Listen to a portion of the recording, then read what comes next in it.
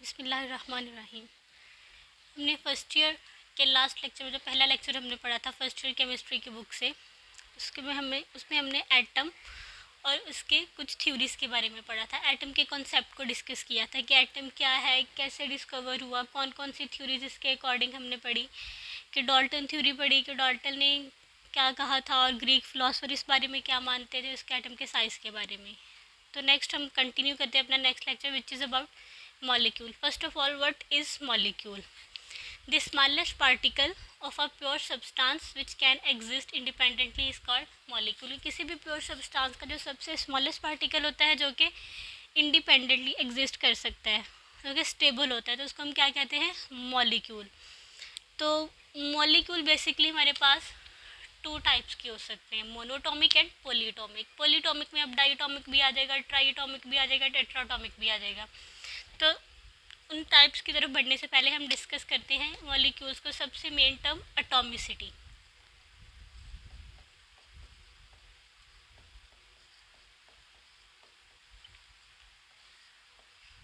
What is atomicity? तो atomicity हमारे पास वो टर्म है जिसमें हम नंबर ऑफ एटम्स को काउंट करते हैं, ठीक है। The number of atom present in a molecule is called atomicity. the number of atoms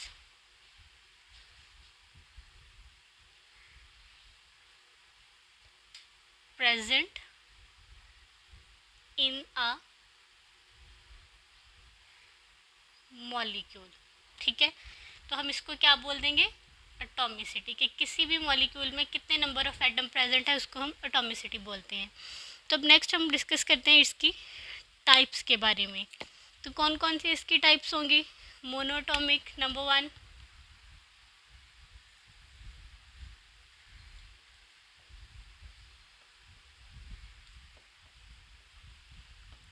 monoatomic,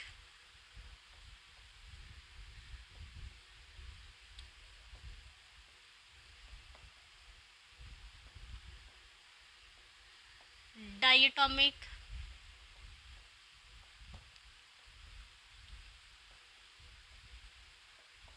triatomic.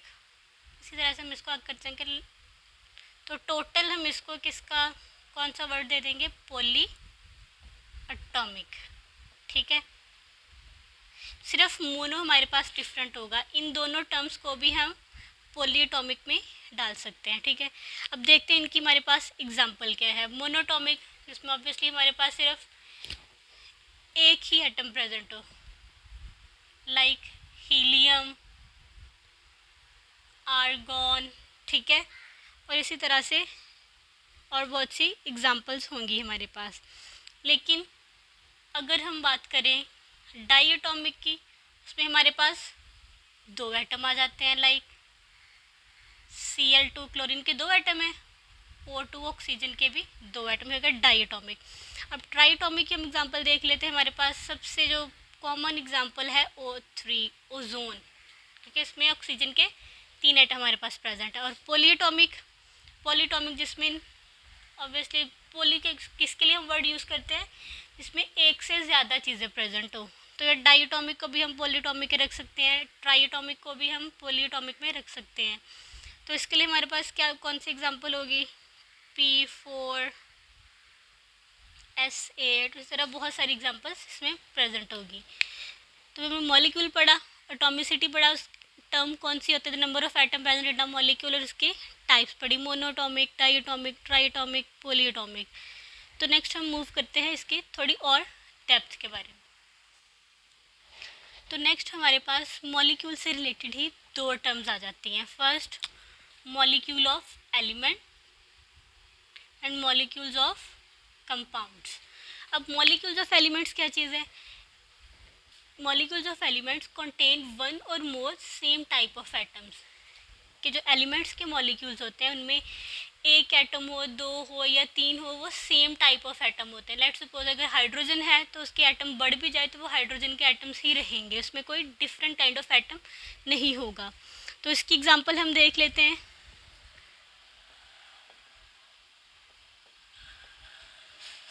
Molecules of elements की एग्जांपल हमारे पास है फर्स्ट हीलियम। इसमें सिर्फ एक ही एटम है, इसको हम मोनोएटॉमिक भी बोल देंगे। नेक्स्ट अगर बात करें हाइड्रोजन, इसमें कितने हमारे पास एटम है हाइड्रोजन के? 2 एटम्स हैं, तो इसकी एटॉमिसिटी भी कितनी हो जाएगी? 2। इसकी एटॉमिसिटी 1। इस टर्म पिछली जो एटॉमिसिटी टर्म है उसको हम इन एग्जांपल्स के साथ रिलेट भी करते हैं। अब एक और एग्जांपल देख लेते हैं, Cl2 क्लोरीन। क्लोरीन के कितने हमारे पास एटम प्रेजेंट है? 2। इसकी एटॉमिसिटी भी 2 हो जाएगी। ये हम बात करें मॉलिक्यूल्स ऑफ एलिमेंट्स की जिसमें एटम्स सेम होते हैं, same kind of atom, different atom इसमें ऐड नहीं होगा कि इसमें HCl हो जाए, ऐसा कुछ एग्जांपल नहीं आएगा इसमें। ओके, अब हम बात करते हैं लाइक O3 ओजोन। इसमें कितने तरह के हमारे पास एटम है? Only one kind of atom which is oxygen. इसकी एटॉमिसिटी कितनी होगी? 3, और ये ट्राई एटॉमिक मॉलिक्यूल में आएगा। ओके, अब हम नेक्स्ट पढ़ते हैं मॉलिक्यूल्स ऑफ कंपाउंड की तरफ। मॉलिक्यूल्स ऑफ कंपाउंड क्या चीज़ है? Contain different kind of atoms. अब इसमें डिफरेंस क्या है? इन दोनों में एलिमेंट्स में सेम काइंड ऑफ एटम्स होते हैं और इसमें डिफरेंट काइंड ऑफ एटम। इसकी एग्जांपल हम देख लेते हैं हमारे पास कौन कौन सी होगी। अब डिफरेंट काइंड ऑफ एटम हमारे पास बहुत सारी एग्जांपल है लाइक HCl। इसमें कितने एटम है हमारे पास? 2। कौन सा होगा ये फिर? Die atomic. इसकी एटॉमिसिटी कितनी होगी? 2, क्योंकि एक हाइड्रोजन का है हमारे पास प्लस 1 क्लोरीन, तो एटॉमिसिटी कितनी होगी हमारे पास इसकी? 2 एटॉमिसिटी होगी। पहली एग्जांपल। अब दूसरी example CH4 methane which is methane gas. इसको हम ऑब्वियसली सबको पता होगा, घरों में यूज़ करते हैं खाना पकाने के लिए, जो मीथेन गैस होती है। ठीक है, अब इसमें कितनी तरह के एटम है? 2 तरह के एटम है, कार्बन और हाइड्रोजन। तो ये पॉली एटॉमिक मॉलिक्यूल है एक। अब इसकी एटॉमिसिटी कितनी होगी? 1 कार्बन का एटम प्लस 4 हाइड्रोजन की। कितनी एटॉमिसिटी होगी इसके? 5। ठीक है, एटॉमिसिटी यही चीज़ है ना कि number of atom present in a molecule, इसको हम एटॉमिसिटी बोल देते हैं। अब इसकी एक और एग्जांपल देख लेते हैं, C6H12O6। अब इसमें कितने टाइप के एटम है? 3 तरह के। Number 1 carbon, hydrogen and oxygen. ठीक है, तो ये हमारे कंपाउंड्स में लाई करेगा। अब इसकी एटॉमिसिटी कितनी होगी? 6 कार्बन के एटम प्लस 12 हाइड्रोजन के और 6 कितने हो गए? ऑक्सीजन के। तो इसकी एटॉमिसिटी कितनी होगी हमारे पास? 24। तो ये हमने टर्म्स पढ़ ली मॉलिक्यूल्स ऑफ एलिमेंट्स और मॉलिक्यूल्स ऑफ कंपाउंड की, किस तरह से ये वेरी करेंगे।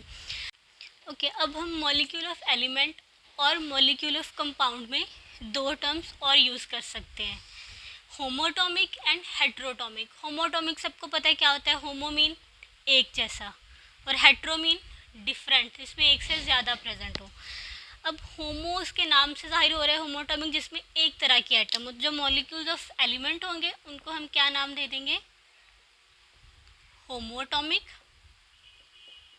ठीक है, और जो मॉलिक्यूल्स ऑफ कंपाउंड्स होंगे उसको हम क्या नाम देंगे? Hetero atomic.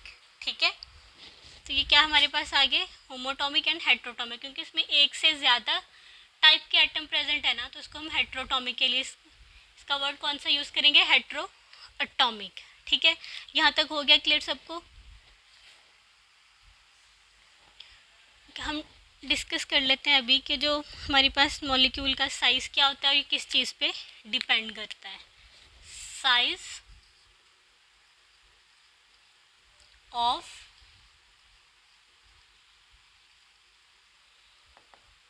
Molecule.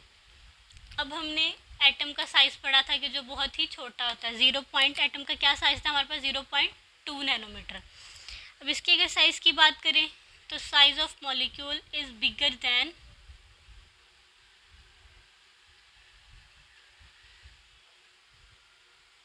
Greater than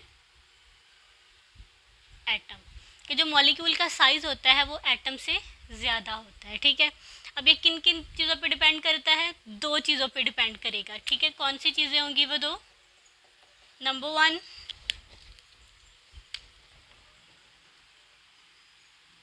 number of atoms present in a molecule, and second, shape of molecule। कि जितने नंबर ऑफ एटम प्रेजेंट होंगे, जितने ज़्यादा नंबर ऑफ एटम प्रेजेंट होंगे, उतना ही मॉलिक्यूल का साइज़ ज़्यादा होगा। और शेप पे भी मॉलिक्यूल का साइज़ डिपेंड करता है कि उसकी शेप किस तरह की है, ठीक है। कुछ स्ट्रेट चेन हमारे पास कंपाउंड्स होते हैं, कुछ ब्रांच चेन कंपाउंड होते हैं, तो उनकी शेप पे डिपेंड करता है कि मॉलिक्यूल का साइज छोटा होगा या बड़ा होगा।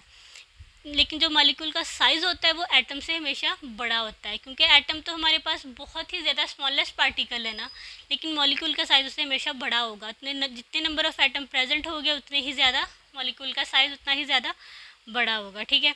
जब हमारे पास नेक्स्ट आगे एक और टर्म है विच इज़ मैक्रोमॉलिक्यूल, ठीक है। अब मैक्रोमॉलिक्यूल जैसे माइंड में आएगा तो हमारे पास 2 तरह की चीज़ें माइंड में आएंगी, मैक्रो और साथ में एक माइक्रो। अब माइक्रो तो सबको पता है किसको कहते हैं, मैक्रो भी सबको पता है। छोटे हमारे पास जो छोटा साइज़ होता है उसके लिए हम माइक्रो का वर्ड यूज़ करते हैं।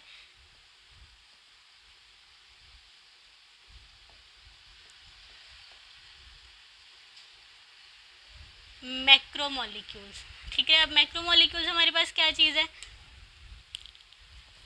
जिसमें हमारे पास जो मॉलिक्यूल बड़ा होगा उसको हम क्या कहेंगे? Macromolecule. The molecules containing large number of atoms, the molecules containing large number of atoms, ठीक है। ये हमारे पास क्या हो गया? मैक्रोमॉलिक्यूल। अब अगर हम बात करें माइक्रोमॉलिक्यूल की तो इसके नाम से हम आइडिया कर सकते हैं कि माइक्रोमॉलिक्यूल ऑब्वियसली जो कि साइज में छोटा होगा, इसमें सेम कंटेनिंग, यहाँ पे लार्ज नंबर थे, यहाँ पे स्मॉल नंबर ऑफ एटम्स, ठीक है। एक में बड़े एटम है उसको हम क्या बोलेंगे? मैक्रोमॉलिक्यूल। एक में छोटे उसको हम क्या बोल देंगे? माइक्रोमॉलिक्यूल्स, ठीक है।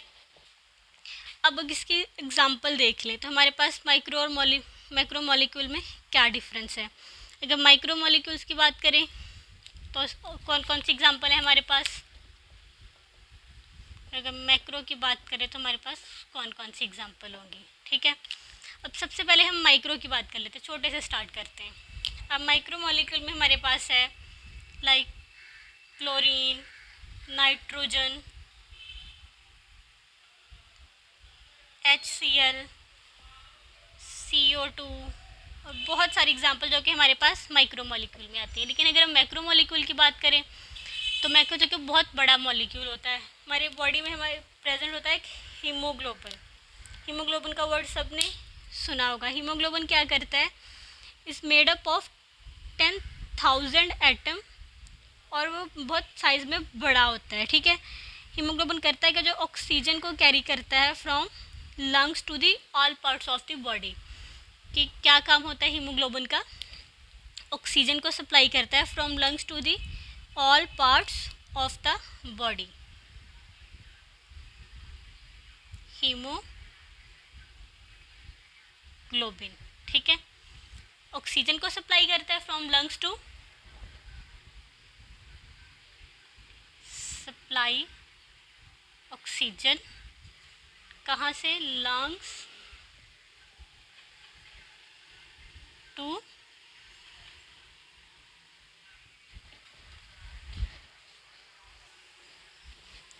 Supply oxygen from lungs to all parts of the body.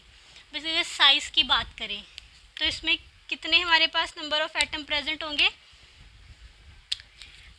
10,000 10,000 number of atom present होंगे इसमें हीमोग्लोबिन में, ठीक है।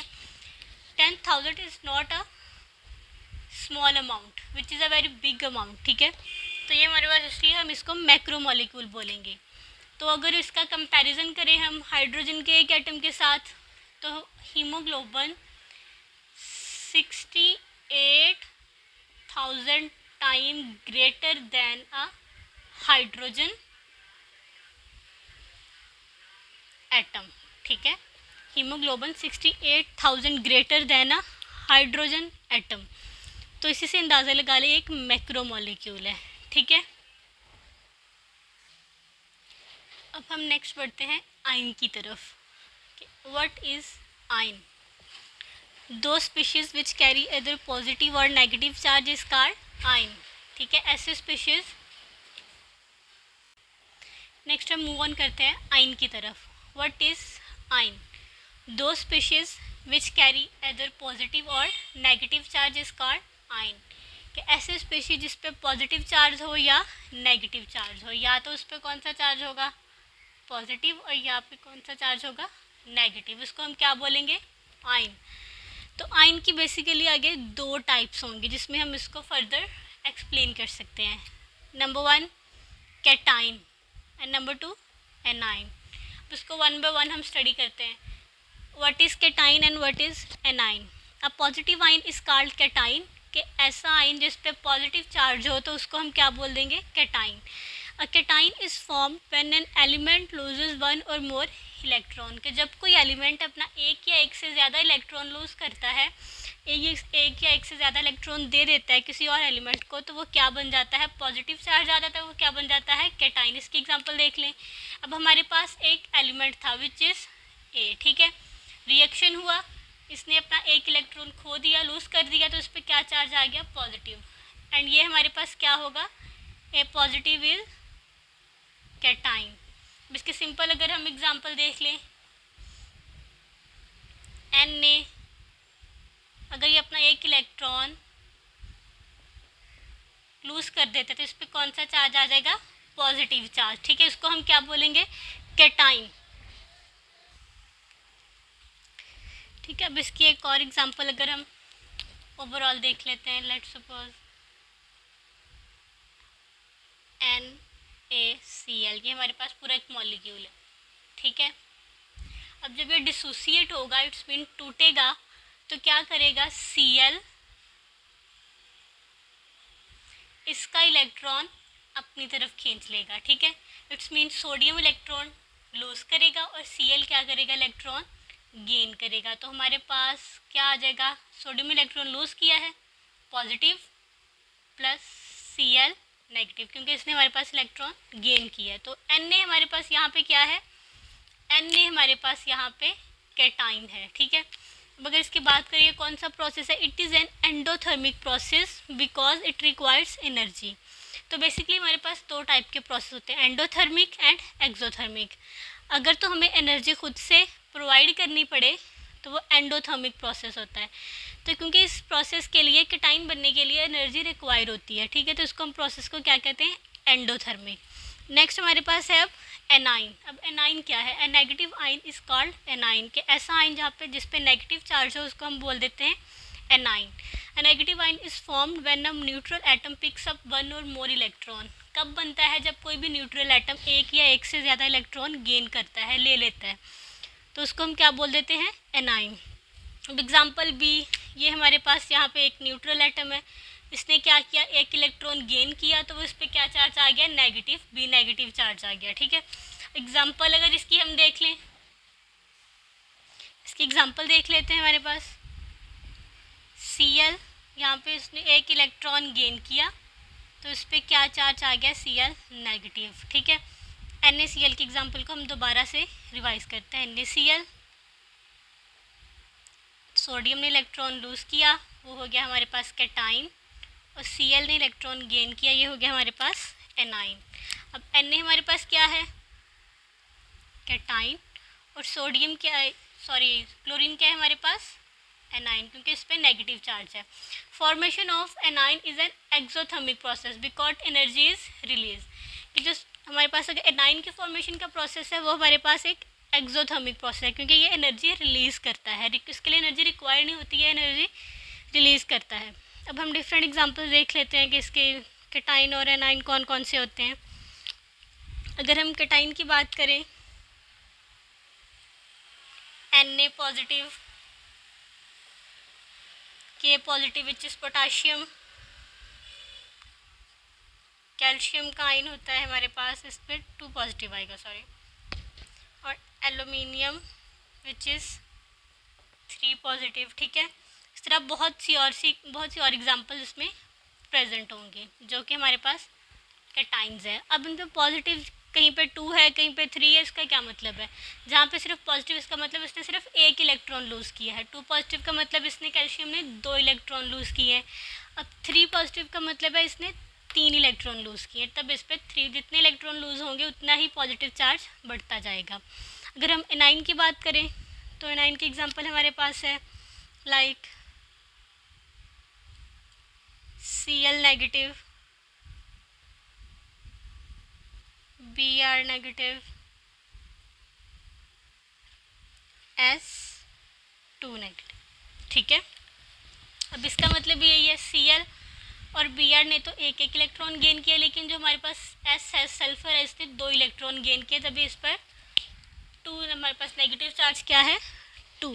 जैसे जैसे इलेक्ट्रॉन जो ज़्यादा गेन करेंगे उतना ही नेगेटिव चार्ज उन पर ज़्यादा होगा। अब जो आइंस होते हैं, अगर इसकी प्रॉपर्टीज़ की बात करें, जो केटाइंस और एनाइंस और इनकी डिफरेंट प्रॉपर्टीज़ होती हैं। ठीक है, अब एक तो आइन हमने पढ़ा जो कि सिंपल आइन था, हमारे पास कौन से थे, Cl नेगेटिव। ठीक है, इसके अलावा Br नेगेटिव। ठीक है, और इसके अलावा हमने क्या पढ़ा, S2 नेगेटिव। तो हमारे पास एक ही तरह के इसमें एटम थे, लेकिन एक और भी हमारे पास एक टाइप है, negative ions consist group of atoms. ठीक है, negative ions consist group of atoms, इसमें एक से ज़्यादा एटम प्रेजेंट हो, लाइक OH, इसमें 2 तरह के एटम है, O oxygen and hydrogen, CO3, SO4 2 negative, MnO4 negative, Cr2O7 2 negative. इसमें एक से ज़्यादा एटम प्रेजेंट, एक से ज़्यादा टाइप के एटम प्रेजेंट, इसको हम बोलते हैं ग्रुप ऑफ एटम्स। ठीक है, लेकिन ये बहुत ज़्यादा कॉमन नहीं है ऑर्गेनिक केमिस्ट्री में। ऑर्गेनिक केमिस्ट्री में बहुत लेस कॉमन है कि फॉर एग्जांपल अगर हम बात करें NH4 पॉजिटिव। ठीक है, ऑर्गेनिक केमिस्ट्री में NH4 पॉजिटिव का हमारे पास उसकी एग्जांपल प्रेजेंट है, लेकिन इन आइंस की हमारे पास बहुत ही ज़्यादा लेस कॉमन एग्जांपल प्रेजेंट है। तो आज हमने कवर कर लिया आइंस के बारे में, उसकी कौन कौन सी टाइप्स है, कैटाइन, एनाइंस, कैसे उनकी प्रॉपर्टीज़ हैं, दोनों की डिफरेंट प्रॉपर्टीज़ हैं, उनकी एग्जांपल कैसे बनते हैं, कौन सा प्रोसेस इन्वॉल्व होता है, और इसकी एग्जांपल्स। तो नेक्स्ट इंशाल्लाह हम मॉलिक्यूलर आयन टॉपिक स्टार्ट करेंगे नेक्स्ट लेक्चर में। Thank you. अगर आपको वीडियो पसंद आई तो मेरे चैनल को सब्सक्राइब कर दें, लाइक कर दें और कमेंट करें।